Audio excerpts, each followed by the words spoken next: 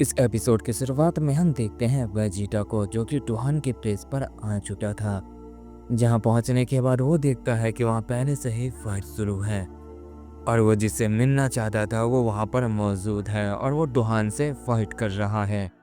ये देखने के बाद वो काफ़ी शौक रह जाता है और कहता है मैं इस फाइट को अब कैसे लड़ूंगा, जबकि पहले से ही वो दोनों महान वॉरियर आपस में फाइट कर रहे हैं। अगर मैं उनके बीच गया तो इसे डोहान की बेइज्जती होगी और शायद ये मेरे लिए अच्छा नहीं होगा।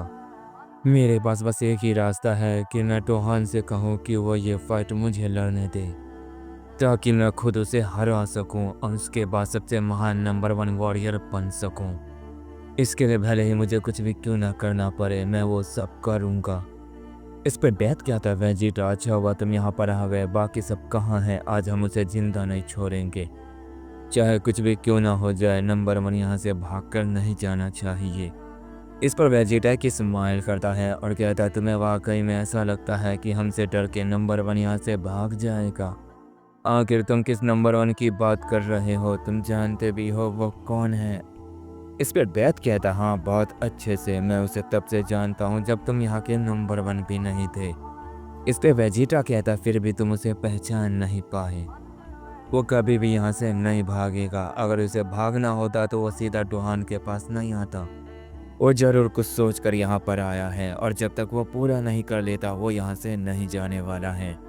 इस पर डेथ कहता है तो क्या वो लॉर्ड डुहान को मारने के लिए यहाँ पर आया है? इस पे वेजिटा कहता हो सकता है। तभी हम पैरेलल यूनिवर्स के दी ट्विंस को देखते हैं, जो अपने यूनिवर्स से नंबर 1 को देख रहा होता है और वो कहता है मानना पड़ेगा नंबर 1, तुम उसके पास पहुंच ही गए और जल्दी मुझे वो फाइट देखने को मिलेगी जिसका मुझे बरसों से इंतजार था। तुम साबित कर दो कि तुम कौन हो। तुम सारे मल्टीवर्स में सबसे महान वॉरियर हो मेरे नंबर 1 दोस्त। जल्दी तुम सबको हरा दोगे, तुम्हें हराने वाला यहाँ पर कोई भी नहीं है। और अगर गलती से वो सब ने तुम पर मिलकर अटैक भी कर दिया तो चिंता मत करो, मैं तुम्हारे साथ हूँ, मैं तुम्हें कुछ भी नहीं होने दूंगा। ये कहने के बाद वो एक स्माइल करता है। अगर तुम वो फाइट जीत जाते हो तो सब पैरेलल यूनिवर्स से डरेंगे और हमारा सारे यूनिवर्स पे कंट्रोल होगा। हालांकि मुझे ये पसंद नहीं, लेकिन ये मैं तुम्हारे लिए चाहता हूँ नंबर 1। डिटविंस जैसे ये कहता है वहाँ पर डोमान आ जाता है और कहता है ये तुम अच्छा नहीं कर रहे हो। नंबर 1 हमारे लिए बहुत ही खास है और तुमने उसे मरने के लिए अकेला छोड़ दिया है। तुम जानते भी हो कॉस्मिक यूनिवर्स में भी एक नंबर 1 है और शायद अब 2-2 बन चुके हैं। और ऊपर से वो डोहान, मुझे नहीं लगता है कि हमारा नंबर 1 उन सब का मुकाबला अकेले कर पाएगा। इस पे डिटविंस कहता है फिर आपको भी नंबर 1 की मदद करनी चाहिए थी फादर, आप उनके साथ क्यों नहीं गए? इसका मतलब साफ है कि आपको उसकी चिंता नहीं, इसीलिए आप उनसे ऐसा कह रहे हैं। इस पे डुमान कहता है डिटविंस ये तुम क्या कह रहे हो? क्या तुम सच में बदल तो नहीं गए? जब से तुमने उस डिटविंस से फाइट की है तुम काफ़ी बदले लग रहे हो, कहीं ऐसा तो नहीं तुम्हें डोहान का दूसरा दी ट्विंस चाहिए, तुम्हारी इच्छा जाग गई है? इस पर पैरेलल यूनिवर्स का दी ट्विंस एक स्माइल करता है और कहता है ऐसी बात नहीं है फादर, अब खामखा चिंता कर रहे हैं। मैं थोड़ा सा बोर हो रहा था इसलिए नंबर 1 ने कुछ ऐसा किया ताकि मुझे अच्छा लगे, और कुछ नहीं, मैं तो आपके साथ मजाक कर रहा हूँ, आपने तो सीरियस ही ले लिया। इस पर डोमान कहता है कहीं ऐसा ना हो कि ये मजाक तुम पे भारी पड़ जाए। इस पे डिटविंस कहता है ऐसा कभी नहीं होगा, मेरे पास काफ़ी सारे मुहरे हैं, देखना चाहोगे? ये कहने के बाद डिटविंस एक चुटकी बजाता है और तभी उसके सामने हमें डार्क गोकू दिखाया जाता है, जो कि अपने यूनिवर्स में चीची के साथ था। पहला यूनिवर्स का डिटविंस कहता है तुम जानते हो कि ये कौन है और मुझे ये बात बताने की ज़रूरत नहीं, इसके पास कम्प्लीटली डिटविंस है, बस उसे इस बात का अंदाज़ा नहीं है और न ही वो उस पावर को कंट्रोल कर सकता है। ये सारे मल्टीवर्स में सबसे पावरफुल दी ट्विंस है, अगर ये चाहे तो मुझे और डोहान को एक साथ हरा सकता है, पर शायद वो ऐसा कभी नहीं कर पाएगा, उसे इसमें करोड़ों साल लग जाएंगे। पर इसने उन दोनों दी ट्विंस को बहुत ही अच्छे से कंट्रोल कर रखा है, वो उन दोनों को अपने हिसाब से चलाता है, चाहे वो अच्छा हो या बुरा, वो दोनों उसकी बात मानते हैं। ये सच में कमाल है ना फादर, भले ही मेरा वाला दी ट्विंस उसके दी ट्विंस से हजारों गुना पावरफुल हो। इस पर डोमान कहता हाँ मैं जानता हूँ तुम क्या कहना चाहते हो, बस हो गया, मुझे सब समझ आ चुका है। इस पे डिटविंस कहता है, ठीक है फादर, तो आप कहाँ जा रहे हैं?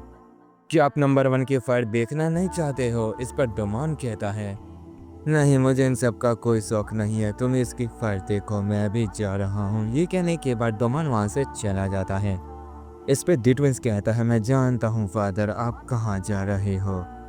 आप अपने दोस्त को बचाने की कोशिश कर रहे हो। आपको लगता है कि वो कमज़ोर है, पर ऐसा नहीं है फादर, और जल्दी आपको सब कुछ समझ आ जाएगा।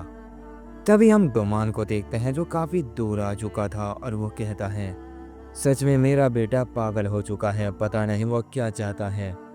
उसने नंबर 1 को क्या सोचकर कॉस्मिक यूनिवर्स में भेज दिया है, जबकि वो नहीं जानता है कि वहाँ कितने खतरनाक वॉरियर हैं। नंबर 1 उन सबको अकेले नहीं संभाल पाएगा, मुझे उसकी मदद करनी ही होगी। ये कहने के बाद डोमान अपनी पावर को काफ़ी ज़्यादा बढ़ाता है और वहाँ पर एक पोर्टल खोलता है और उसके अंदर चला जाता है। वो कहाँ जा रहा था ये सिर्फ डोहान को ही पता होता है। इसके बाद हम देखते हैं गोकू को, जिसने रिकॉर्ड ऑफ रैग्नारोक यूनिवर्स को ही डिस्ट्रॉय कर दिया होता है। उस प्लेनेट के तबाह होने के बाद गोकू जो अपनी ही जगह पे खड़ा हुआ था, उसे बस थोड़ी बहुत खरोच आई थी। गोकू काफी हैरान होता है और कहता है, मुझे लगा नहीं था कि मेरे अटैक से ऐसा भी कुछ हो जाएगा, मुझे सब कुछ ठीक करना होगा। ये कहने के बाद वो गोकू अपनी गॉड फ्यूजन पावर का इस्तेमाल करता है और वो सब कुछ पहले जैसा कर देता है और गोकू वहीं पर खड़ा था जहाँ पर उसके सामने हेडिस होता है। सब लोग दोबारा से जिंदा हो जाते हैं। गोकू कहता है, मुझे इसे हराना है, ना कि सब कुछ तबाह करना है, इसलिए मुझे छोटा अटैक करना होगा। ये कहने के बाद गोकू अपने हाथ में एनर्जी को रिलीज करता है, एक मिजोरी स्लैश अटैक तैयार करता है। गोकू को ऐसा करता देख सबको लगता है कि आखिर ये क्या करने वाला है। हेडिस कहता है, क्या तुम्हें लगता है कि मैं तुम्हारे पंच से हार जाऊंगा? वो जैसे ये कहता है, अचानक से गोकू उस अटैक को उसके ऊपर कर देता है। गोकू का मिजोरी स्मैश सीधा हेडिस के शरीर के आर पार हो जाता है और वो वहीं पर ढेर हो जाता है। गोकू को ऐसा करता देख सब बिल्कुल हैरान रह जाते हैं और कहते हैं, ये कैसा इंसान है, उसने एक गॉड को इतनी आसानी से हरा दिया। वेलकरी कहती है, ये तो नामुमकिन है, उसके पास तो कोई भी ऐसा वेपन नहीं है, फिर उसने ये कैसे किया, उसने एक गॉड को नुकसान कैसे पहुंचाया। वो ये कह ही रहे होते हैं कि अचानक से वहाँ पर एक पोर्टल खुलता है और उसमें से एक गोकू और बाहर निकलता है, और ये वही गोकू था जिसने सैनोन गोकू से फाइट किया होता है। उस गोकू को देखकर सब बिल्कुल हैरान रह जाते हैं, पर जैसे वो गोकू वहाँ पर आता है, पहले वाला गोकू गायब हो जाता है। इस पे दूसरा गोकू कहता है, यहाँ आने का मकसद पूरा हुआ, अब मुझे यहाँ से भी चलना चाहिए। ये कहने के बाद वो वहाँ से गायब हो जाता है। सब लोग उसे देखते रह जाते हैं। वेलकरी कहती है, क्या हम जीत गए? तभी हेरिस को देखते हैं जो उस अटैक के बाद जिंदा था। वो खड़ा होता है और कहता है, आखिर वो इंसान कहाँ चला गया, मैं उसे नहीं छोड़ूंगा। ये कहने के बाद वो बहुत जोर से चिल्लाता है, पर उसके अंदर इतनी ताकत नहीं थी कि वो दूसरी फाइट कर सके, जिस वजह से वो दोबारा बेहोश होकर गिर जाता है। गॉड सबको भी समझ नहीं आ रहा था कि ये सब क्या हो रहा है, क्या वो ये फाइट हार चुके हैं, क्या इंसान उनके खिलाफ जीत गए? पर हेडिस अभी मरा नहीं है, तो इससे क्या साबित हो सकता है? ये तो ज्यूस ही बताएगा कि आगे क्या करना है।